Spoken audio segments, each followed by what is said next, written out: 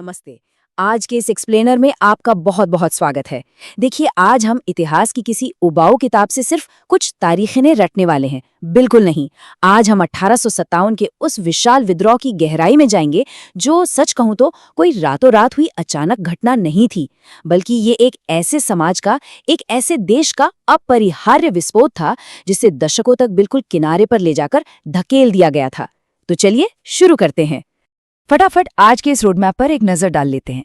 इस पूरे इतिहास को हम 6 हिस्सों में समझेंगे। पहला, बढ़ता हुआ दबाव। दूसरा, वो चिंगारी जिसने भारत को सुलगा दिया। तीसरा, विद्रोह के मुख्य केंद्र। चौथा, ये आखिर विफल क्यों हुआ। पांचवा, ब्रिटिश क्राउन का नया शासन। और छठा, ऐतिहासिक बहस की ये सिपाही विद्रोह था या प्रथम स्वतंत्रता संग्राम। तो सब कुछ बहुत ही आसानी से क्लियर होने वाला है। तो हमारा पहला भाग है बढ़ता हुआ दबाव, यानी द बिल्डिंग प्रेशर कुकर। इसमें हम देखेंगे कि कैसे दशकों की क्रूर ब्रिटिश नीतियों ने भारतीय समाज के हर एक स्तर को एक बेहद खतरनाक कोने में धकेल दिया था। राजनीतिक गुस्से की अगर बात करें तो ये हवाई बातें नहीं थीं।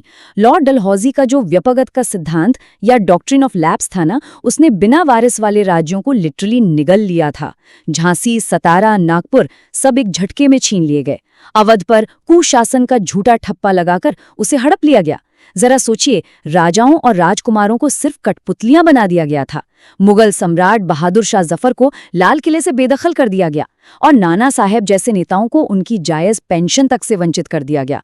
मतलब उनकी गरिमा, उनकी रियासतें, सब कुछ छीन लिया गया था। और हाँ, ये आक्रोश सिर्फ महलों तक सीमित नहीं था। आम जनता की जो आर्थिक और सामाजिक तबाही हो रही थी, वो एक अलग ही लेवल पर थी। भारी लगान ने किसानों को भयानक गरीबी में धकेल दिया। ब्रिटिश कारखानों के सस्ते सामान ने भारत के अपने जो लोकल कारीगर थे, उन्हें सड़क पर ला दिया। इसके साथ ही जब अंग्रेजों ने सती प्रथा जैसी चीजों पर बैन लगाया और धार्मिक भूमि पर टैक्स लगाना शुरू किया, तो लोगों में एक गहरा डर बैठ गया कि उनके धर्म पर सीधा हमला हो रहा है। और फिर आया 1856 का जनरल सर्विस एनलिस्टमेंट एक्ट, जिसने तो आग में घी का काम कर दिया। इससे सैनिकों को समंदर पार जाने के लिए मजबूर किया जा सकता था, जो उस समय उनकी जाति और धर्म के सख्त खिलाफ था। तो प्रेशर कुकर की सीटी अब फटने ही वाली थी। भाग 2, वो चिंगारी जिसने भारत को सुलगा दिया। अब देखिए, जब बारूद का ढेर पूरी तरह से तैयार होना, तो उसे फटने के लिए बस एक छोटी सी चिंगारी चाहिए होती है। और ये चिंगारी आई एनफील्ड राइफल के रूप में। हुआ ये कि 29 मार्च 1857 को बैरकपुर में मंगल पांडे ने उन नए कारतूसों को इस्तेमाल करने से साफ इनकार कर दिया, जिनके बारे में ये अफवाह थी कि उन पर गाय और सुअर की चर्बी लगी है। उन्होंने सीधे अपने अधिकारियों पर हमला कर दिया। ये उनके गहरे धार्मिक असंतोष का नतीजा था। उन्हें फांसी दे दी गई, ये बात सही है, लेकिन उनकी इस बगावत ने वो चिंगारी पैदा कर दी जिसकी पूरे देश को जरूरत थी। लेकिन असल टर्निंग पॉइंट आया 9 मई 1857 को मेरठ में। वहां 85 भारतीय सैनिकों ने जब उन चर्बी वाले कारतूसों को छूने से मना किया, तो उनकी वर्दी सरेआम उतार ली गई और उन्हें जेल में डाल दिया गया। अब ये बहुत इंपॉर्टेंट पॉइंट है। इन 85 लोगों के इस सार्वजनिक अपमान ने उस रुके हुए लोकल गुस्से को एक ऐसी आग में बदल दिया जिसे बुझाना नामुमकिन था। अगले ही दिन मेरठ के सैनिकों ने विद्रोह कर दिया और सीधा दिल्ली की तरफ कूच कर गए। भाग 3, विद्रोह के मुख्य केंद्र। जैसे ही ये आग भड़की, ये नॉर्थ और सेंट्रल इंडिया के कई हिस्सों में आग की तरह फैल गई। विद्रोह का स्केल सच में बहुत बड़ा था। दिल्ली में प्रतीकात्मक रूप से बहादुर शाह जफर नेता थे, लेकिन असल कमान थी जनरल बख्त खां के पास। अवध में बेगम हजरत महल ने मोर्चा संभाला, कानपुर में नाना साहेब और तात्या टोपे थे, झांसी में रानी लक्ष्मीबाई, बरेली में खान बहादुर खान और बिहार में कुंवर सिंह जैसे एक 80 साल के जमींदार ने भी हथियार उठा लिए। तो समझने वाली बात यह है कि अलग अलग नेताओं ने एक ही समय में अंग्रेजों के खिलाफ भयानक युद्ध लड़े। हालांकि उनका आपस में कोई खास कनेक्शन नहीं था, पर दुश्मन तो एक ही था। झांसी की रानी लक्ष्मीबाई का संघर्ष तो हम सब जानते हैं। ये डॉक्ट्रिन ऑफ लैप्स के खिलाफ रेजिस्टेंस का एक सबसे पावरफुल उदाहरण है। जब डलहौजी ने उनके राज्य को हड़पा, तो उन्होंने हथियार उठाए और ह्यूग रोज की ब्रिटिश सेना के खिलाफ अविश्वसनीय बहादुरी से झांसी की रक्षा की। वो आखिरी सांस तक लड़ी और युद्ध के मैदान में वीरगति को प्राप्त हुई।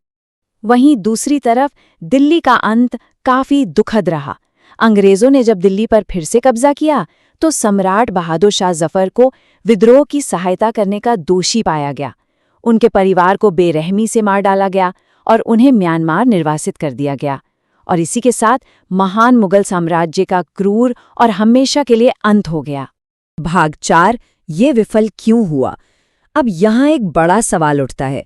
इतनी विशाल क्रांति, इतना जुनून, इतनी बहादुरी, फिर भी ये विद्रोह आखिर फेल क्यों हो गया?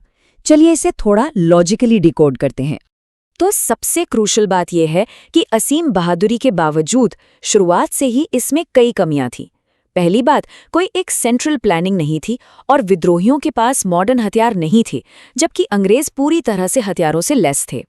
दूसरा, ये पूरे भारत में नहीं फैला। पश्चिम, पूर्व और दक्षिण भारत काफी हद तक अप्रभावित ही रहे। तीसरा, ग्वालियर के सिंधिया और हैदराबाद के निजाम जैसे कई बहुत पावरफुल शासकों ने अंग्रेजों का ही साथ दिया। और चौथी बात, कई पढ़े लिखे भारतीयों और जमींदारों ने भी ये सोचकर अपना सपोर्ट नहीं दिया कि शायद ब्रिटिश राज भारत का आधुनिकीकरण करेगा। इसी बिखराव ने विद्रोह को सफल नहीं होने दिया। भाग 5, ब्रिटिश क्राउन का नियंत्रण। विद्रोह को बेरहमी से कुचल तो दिया गया, लेकिन इसने भारत के इतिहास को हमेशा के लिए पलट कर रख दिया। देखते हैं क्या बड़े बदलाव आए। 1857 के इस झटके ने पूरे ब्रिटिश साम्राज्य को हिलाकर रख दिया था। सबसे बड़ा बदलाव, ईस्ट इंडिया कंपनी की छुट्टी हो गई, उनका कॉर्पोरेट राज खत्म और सत्ता सीधे ब्रिटिश क्राउन के हाथों में आ गई। महारानी विक्टोरिया ने वादा किया कि वो धार्मिक मामलों में दखल नहीं देंगी और व्यापकता का सिद्धांत को कूड़ेदान में डाल दिया गया। लेकिन अंग्रेजों ने यहाँ एक बहुत खतरनाक चाल चली। उन्होंने समुदायों को बांटने के लिए अपनी कुख्यात फूट डालो और राज करो की नीति शुरू कर दी। और हाँ, सेना को भी पूरी तरह से रीस्ट्रक्चर किया गया ताकि दोबारा ऐसा कोई विद्रोह न हो पाए। अहम जगहों पर ज्यादा यूरोपियन सैनिक तैनात कर दिए गए। भाग 6, सिपाही विद्रोह या प्रथम स्वतंत्रता संग्राम। ये हमें हमारे आखिरी और इतिहास के नजरिए से सबसे दिलचस्प हिस्से पर लाता है। इस घटना को आखिर कहा क्या जाए? ये बिल्कुल ब्रिलियंट तरीके से दिखाता है कि कैसे एक ही ऐतिहासिक घटना को अलग-अलग लोग बिल्कुल अलग नजरिए से देखते हैं। एक तरफ P.E. रॉबर्ट्स जैसे ब्रिटिश इतिहासकार हैं जो इसे सिर्फ और सिर्फ एक सैन्य विद्रोह मानते हैं जो उनके हिसाब से केवल सिपाहियों तक सीमित था। लेकिन दूसरी तरफ वीर सावरकर जैसे भारतीय इतिहासकार इसे प्रथम भारतीय स्वतंत्रता संग्राम का दर्जा देते हैं, क्योंकि इसमें सिर्फ सैनिक ही नहीं बल्कि आम किसान, शासक और जमींदार भी शामिल थे। हम यहाँ किसी एक तरफ नहीं झुक रहे हैं, बल्कि इस ऐतिहासिक बहस को निष्पक्ष रूप से आपके सामने रख रहे हैं। तो इस विद्रोह का असली नेचर क्या था? देखिए, भले ही उस समय तक पूरे उपमहाद्वीप में राष्ट्रवाद या नेशनलिज्म की मॉडर्न फीलिंग पूरी तरह से डेवलप नहीं हुई थी, लेकिन ये बात एकदम पक्की है कि ये अन्यायपूर्ण ब्रिटिश नीतियों के खिलाफ एक बहुत बड़ा और पावरफुल विद्रोह था। और सबसे अहम बात, इसी घटना ने भविष्य के भारतीय राष्ट्रीय आंदोलन के लिए एक बहुत ही मजबूत नींव तैयार की। तो खत्म करने से पहले एक बहुत ही गहरा सवाल छोड़कर जा रहे हैं। विद्रोहियों के पास शायद हथियार और प्लानिंग की कमी थी, लेकिन साहस की कोई कमी नहीं थी। तो क्या 1857 की उस भारी विफलता और त्रासदी की राख नहीं वो उपजाऊ मिट्टी तैयार की जिस पर चलकर आगे लाखों भारतीयों ने 1947 के सफल स्वतंत्रता आंदोलन का निर्माण किया? ये सच में एक ऐसा सवाल है जो सोचने पर मजबूर कर देता है। आज के इस एक्सप्लेनर में हमारे साथ जुड़ने के लिए आपका बहुत बहुत धन्यवाद।